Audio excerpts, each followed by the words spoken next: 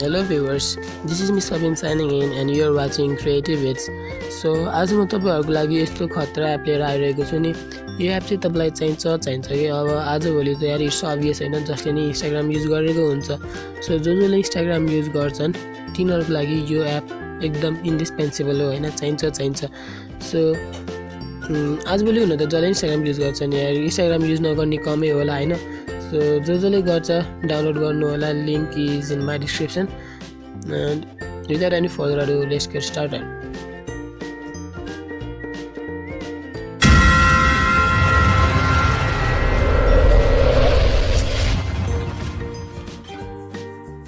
So यो एपको नाम भनेको फलोवर्स एनालिसिस छ। मैले लिंक हाल्दिएको हुन्छु तल, so you can download it from there. अनि यो एप चाहिँ चलाउनको लागि तपाईले फर्स्टमा इन्स्टाग्रामसित लगइन गर्नुपर्छ यो एपलाई एन्ड यस्तो खालको इन्टरफेस आउँछ। सो सबैभन्दा माथि तपाईले देख्न सक्नुहुन्छ हैन, गोलो यो भनेको चाहिँ स्टोरीज हो के।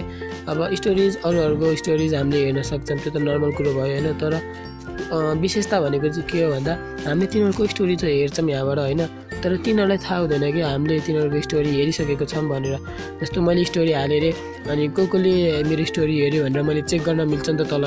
तर मैले यहाँबाट स्टोरी हेरे रे, जस्तो मैले यो साथीको स्टोरी हेरे हैन, यसको स्टोरी हेरे रे, मैले स्टोरी हेरे नि। तर अब त्यसले चेक गर्दाखेरि हैन मैले त्यसको स्टोरी हेरेको छु भनेर मेरो नाम देखाउँदैन कि अब त तलपट्टि, तर मैले उसको स्टोरी हेरिसके देखाउन।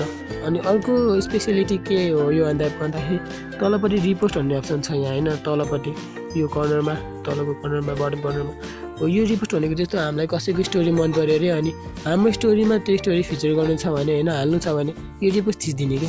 सो यो एकदम राम्रो फिचर हो हैन यो एपको। अनि तलपट्टि धेरै फिचर्सहरु, धेरै अप्सन्सहरु देख्न सक्नुहुन्छ। फर्स्टमा न्यू फलोवर्स छ भनेको अब हामीले फलोवर्सहरु गेन गरेको नामहरु देखाउँछ यतापट्टि। को फलोवर्स हामीले रिसेन्टली गेन गर्यौं त यिनीहरु भइहाल्यो।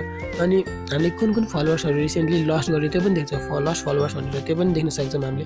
अनि users not following me back, so यो चाहिँ एकदम इम्पोर्टेन्ट कुरो हो कि। जस्तो मैले कसैलाई फलो गरे रे हैन, अब तिनीहरुले फलो गरेर भने त यार कसम यार पारा तातिन्छ नि हैन, तातिन्छ नि।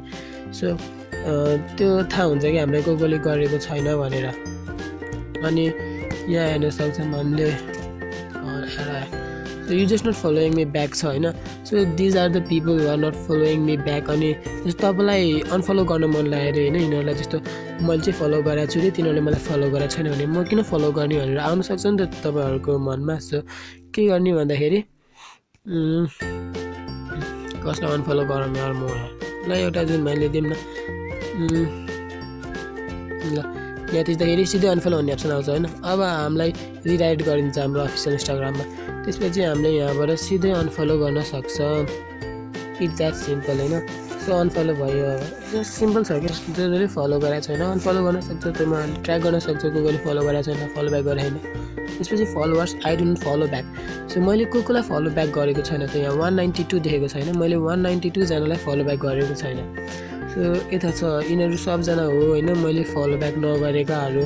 सो हामीले हेर्न सक्छौं कोले हामीलाई फलो ब्याक गरेको छैन र कोलाई हामीले फलो ब्याक गरेको छैन हैन। अनि युजर्स हु ब्लक्ड मी, यहाँ ब्लकर्स पनि देखाउँछ कोले मलाई ब्लक गरेको रे। ब्लक चाहिँ मैले एउटा र्यान्डमको लागि यहाँ एरियाना ग्रान्डी 2003 यसरी मलाई ब्लक गरेको छ रे। सो यसरी थाहा हुन सक्छ हैन हामीलाई यो भनेको फेक पेज हो, एरियाना ग्रान्डीको पिक्चरको ब्लग त्यो देखाउनको लागि हो यो सबै हैन।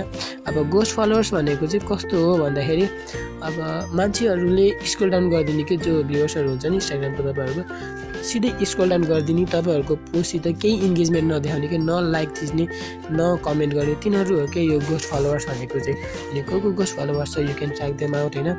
अनि यहाँ followers most like my media रे, जस्तो हामीले अब पोस्ट गरेको मिडियाहरुलाई कोले चाहिँ बढी मात्रामा लाइक गर्छन् सबै हेर्न सक्छौं हामीले।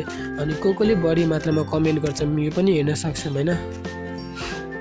ल दशैंको एड आइहाल्यो, ह्यापी दशैं है केटाहरु अब हैन। त्यसपछि यहाँ followers most commented my media छ हैन, कोले चाहिँ बढी कमेन्ट गर्छन् त मेरो मिडियामा, त्यो भइहाल्यो। अब यहाँ माथिपट्टि 3टा लाइन होला हैन, त्यो भनेको मेन्युको अप्सन हो।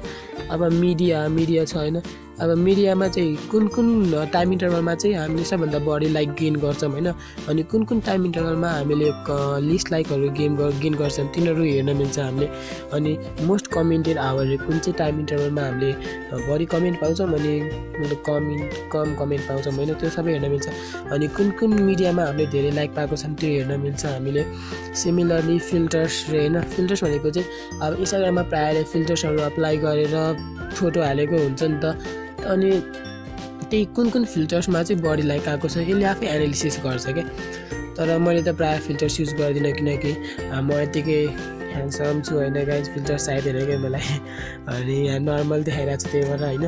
अनि रिलेसन भनेको यो के हो यार, रिलेसन छोडिदिनु यार, के अरे रिलेसन भनेको पात यार चक्करमा पर्नु हुने जस्तो देखाउँछ यार, रिलेसन छोडिदिनु यार।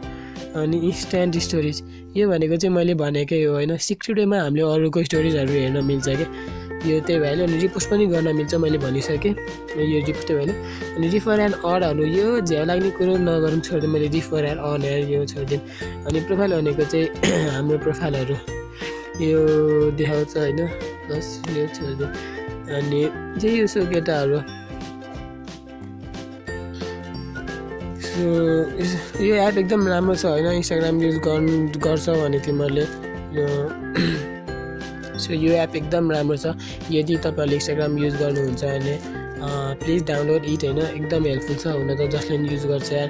अब त त्यो अगाडि बाबाजीले पनि बनाउँछ होला यार आफ्नो अकाउन्ट इन्स्टाग्राममा, यस्तो पपुलर भएछ यार, केही छैन, होस् होइन, आफ्नो ठाउँमा राम्रो हो। So if you use Instagram download गर यार, मैले गरेर चाहिँ मैले युज गरेको छु यार, एकदम हेल्पफुल छ।